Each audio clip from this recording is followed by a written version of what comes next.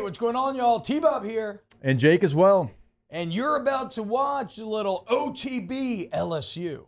We're going to give you all the latest, greatest between LSU football, baseball, women's basketball, softball, and everything in between. Bottom line, if you want to talk Tigers, keep it locked, subscribe, like it, and we hope you enjoy it. Let's get into this LSU game, Jake. And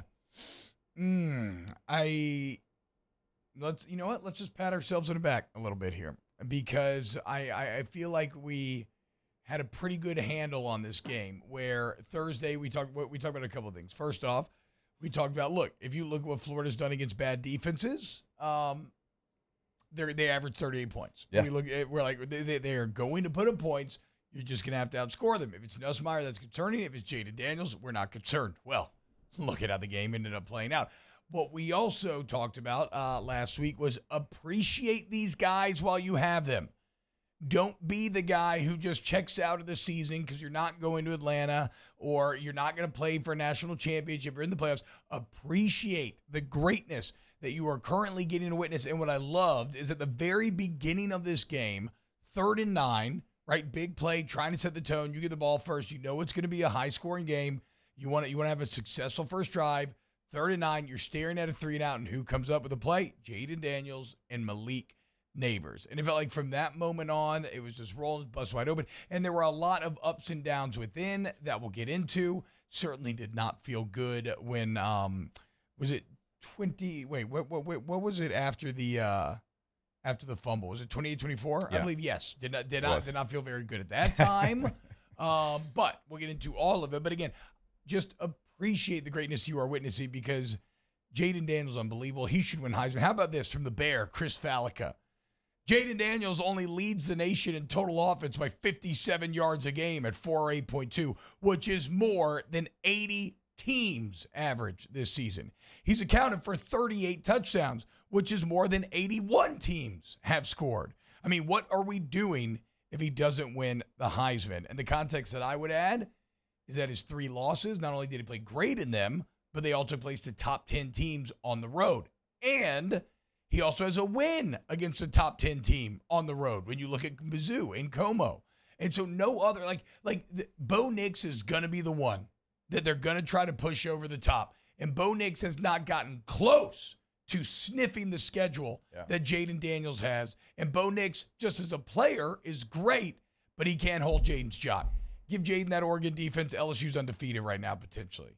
Maybe one loss. Get the hell out of here. Yeah, and you're right about like the game flow, 28-24, like the only time that it even really felt any kind of a little hairy, because you always felt like, and we had this so many times when 2019 was playing, it's fine if you score points. That's great, because you're literally not going to stop this offense. Yeah. Like, that's the only time, 28-24, because you had the fumble kickoff. You're like, oh, man, hold up. Like, is this going to happen again?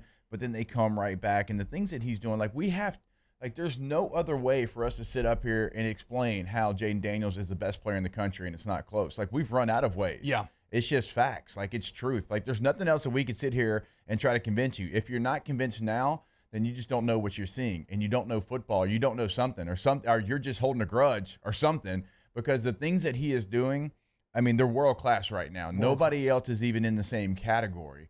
So the game that he just had, a game that we've never seen before, like literally a quarterback has never thrown and ran for that many yards in a game. Yeah, 350 and 200 in was FBS the history. Cutoff, yeah. History. It's never happened. He didn't do it against directional school U.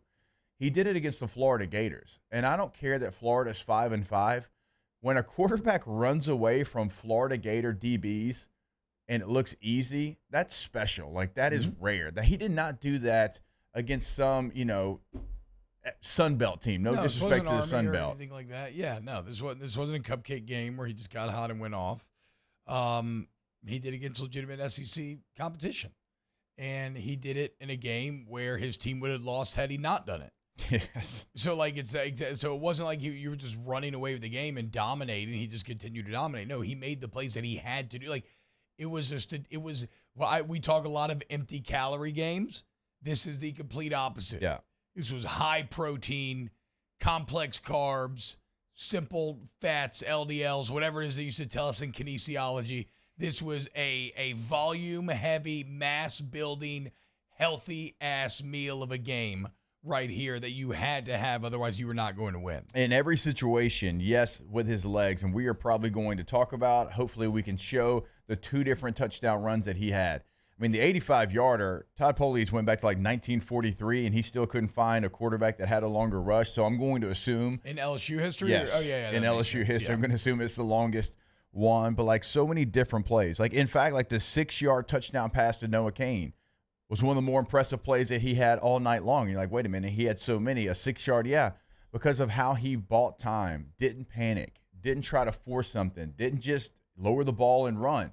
He waited, and then a running back came open. It was a crucial play in the game, and he throws a pass. It's 6 yards, but it was like he made that play because of who he is. Well, and then how about Noah Cain and the running backs? And you saw this a few times tonight. Look, okay, pass pro, nobody's there. So, scan. I'm out on a route. You become the outlet for Jayden. It's everything that we've talked about for years now. And it was very interesting. In the postgame press conference, Brian Kelly actually opened up the press conference talking about Noah Cain and Josh Williams. Before anybody said anything, he immediately wanted to get that out there. And he's like, I know we're going to talk about Jayden Daniels, and he would go on to, defend and advocate for Jayden Daniels vociferously. Vociferously. You're going to spell that one for me, too. And I already saw that he's going to be on SEC Network at 10 a.m., and certainly a part of me is like, well, what the hell, dude, come on the show. But whatever. Dorian will be in a full turkey costume when that happens, if it makes you feel better. God, every time he sees Dorian, he's always just got something stupid on. And Dorian has to say, before Dorian talks, he has to say gobble, gobble before every sentence. Oh, that's really annoying. But so obviously, like, he's about to hit the public campaign trail. Yeah, for sure. But the point is, he opens talking about Josh Williams and Noah Cain in the context of these are 2 guys that are seniors that were huge parts of the team last year and unfortunately just have not gotten to play this year. And as he talked about, this current era of college football where, and none of this is wrong, right? But it is true, where a lot of it can be more like me, because now there's opportunities to make money, right? And so you do need to like look out for yourself and your best interests at more of a level than you did in the past. But what he talks about is these 2 guys all year long, when they're not playing, instead of becoming frustrated, shutting it down, going into themselves, they continue to be leaders. They continue to be great teammates. They continue to work their butts off every day. And then they were given opportunity this game, and they played great. Josh Williams may have had the best, how do you phrase it? Okay. So, off the ball MVP game. Yes, I actually love the off the ball one as well. I'm not to brag, boys, I'm a 2-time winner of the Jeff Boss Unsung Hero Award. Are you really? Years in 10 and 11. Wait, hold up. So Josh Williams. Star that. Josh Williams, this is the best unsung hero performance I've maybe ever seen out of a running back. I mean, he was all over, and he had a couple big plays with the ball, but he was all over the field. And some of the blocks this dude was throwing, oh my God, y'all. It was just awesome. And so if you're wondering, and look, this extends to the wide receivers when you talk about downfield blocking, and obviously the O-line's great, but when you see these big plays pop off, it's because everybody's bought in and everybody's doing their job. Literally the entire play, right? Yes. And they're not worried about who's getting the ball, who's getting the credit. There was so many plays, and T was sending them this morning. It was giving me like Monday morning juice. Me too. Just watching Josh Williams and watching him run down the field, look for color, look for somebody to hit, somebody to block so he could help his teammate get to the end zone. The receivers on this team. Play that again, Taylor. Just keep playing that on a loop. Malik Neighbors and Brian Thomas, 2 of the best receivers in the country, are just downfield, just stalk blocking everyone. Punishing people. Yes. That's why I loved what BK had to say after the game, where he's like, I don't even care that Brian Thomas got the holding. And again, he got the holding the next play, made up for the 40-yard touchdown.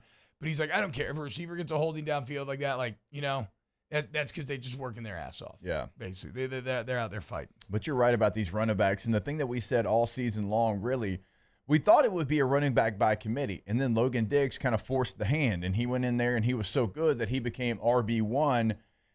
But it didn't mean that the other running backs weren't quality. It didn't mean that they weren't good. In fact, when they got some opportunities, they still played well. But Logan Diggs was playing at an incredibly high level. So they had a couple of choices. You can pout and you can sit there and when you get into the game have bad Jay Cutler body language, or you can come in and you can make a play. And they were making a play. And then when they get their opportunity for extended period of time, they go out there and they do that. That's hard. And that is built into the culture of the team, because you have to have that in the totality of your locker room, or it can't happen. At least in my experience, T. Yeah, 100. Like a good team, and I do think this is a good team, right? It's a team that'll have a chance to win 10 games. But granted, I mean, whatever. They're just so flawed defensively. We all know that. But they're an elite offense, right? And the only way that you become that is because everybody's bought in, and you really are in on the concept of team over me. And that's exactly what you're seeing here. Again, like Brian Kelly was so right. And even when I heard it, because I heard it before watching the film, and I was kind of like, I didn't think it was disingenuous. I just thought and you could tell that he was clearly pumped up about the guy's attitude, but I thought it was more like attitude based, because they didn't put up crazy stats. Right. But then you watch the game, and the attitude and everything was great, but no, they played great.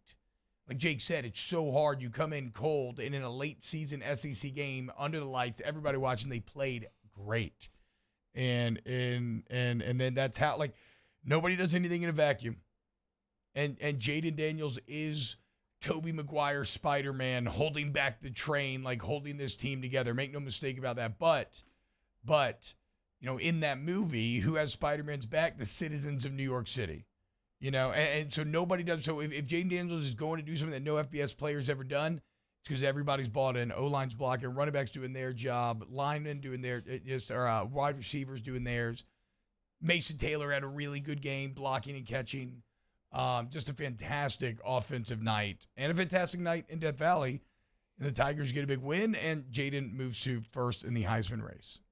It was one of those games that I think I'll remember for a long time, and not because it was Florida, but because of all the things that T-Bob's laid out there, because Jayden was so special, because you had your receivers, yet again, 2 receivers go over 100 yards, and those receivers doing the little things when they're not getting the ball, which is so hard to do. The running back performances, there were even some defensive performances that I thought that some guys played well. They played better. Guys had to step in. You had an awful targeting call, which I'm sure we'll get into, and guys had to step up. And so it was a performance that you needed. And that's the one thing that we've seen so far in the 2 years under BK. After a loss, this team's ready to play. Well, and so we talked about the Alabama hangover. I can't remember if this was on air, just in casual conversation. And I was telling someone, in theory, Brian Kelly should be as well suited as anyone to avoiding the Alabama hangover, because everything is about the process, and the process is about not being results oriented, right? And so it's in theory, you should never or less often than other places ever see one bad performance carry over to the next, because you get back to your routine and to your process. And I thought you saw that tonight. And as we talk about Jayden Daniels every single week, how does he have so much success? The process, hard work, a consistent schedule that he has dedicated himself to throughout the entire offseason and even during the season, and look at the fruits of his labor. Wow, Jake, what incredible takes. I mean, those guys, they're just the best. I think so. And if you think so, again, hit the like button, subscribe, ring the bell so you get notifications when we post every single day here on OTB LSU.